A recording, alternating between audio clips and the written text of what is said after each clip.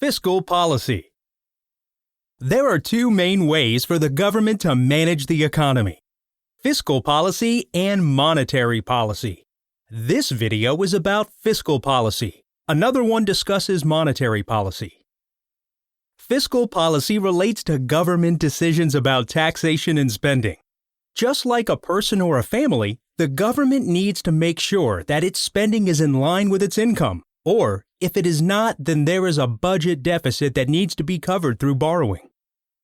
The government earns money mainly by collecting different types of taxes such as income tax, sales tax, and corporate tax.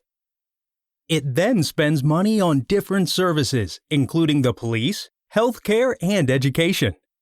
The government also spends money on transfer payments to the unemployed, retired, and others.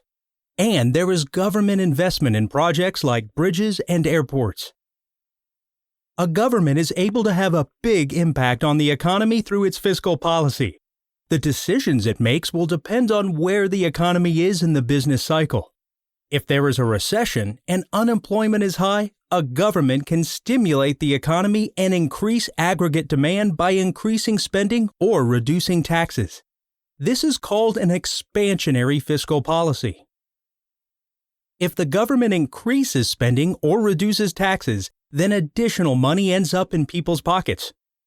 Most of this money will be spent and ends up with other people who also spend it, and so on.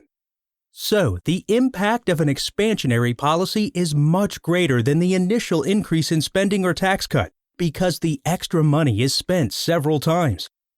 This is referred to as the multiplier effect. The less money people save, the greater will be the multiplier effect of an expansionary fiscal policy. On the other hand, reductions in government spending or increases in taxation are contractionary policies that have the opposite effect. They reduce aggregate demand in an economy.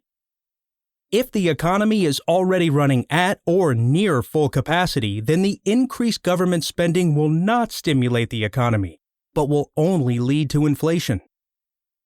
If the government invests money on new projects and there are no resources available, then the resources will need to be diverted from other activities, and government investment is just replacing private investment. This is called the crowding out effect. Governments can run budget deficits nearly all the time, so they keep on borrowing money. People usually consider lending to governments as a safe investment, and this allows most countries to borrow at low interest rates. The size of the government debt may look huge, but the debt and the annual interest payments need to be put in the context of the size of the economy, as measured by gross domestic product, or GDP. If the economy is large in comparison to the budget deficit and the government debt, then there is not really a problem with the government running budget deficits. As an example, the rules for countries in the Eurozone say that the budget deficit should not be higher than 3% of GDP, and the total government debt should be no more than 60% of GDP. Not all Eurozone countries comply with these rules, and there are good arguments to say that in a recession. Governments need to stimulate the economy by running large budget deficits. That concludes the intro to fiscal policy. Check our other videos for more insights. Brought to you by Sim Institute.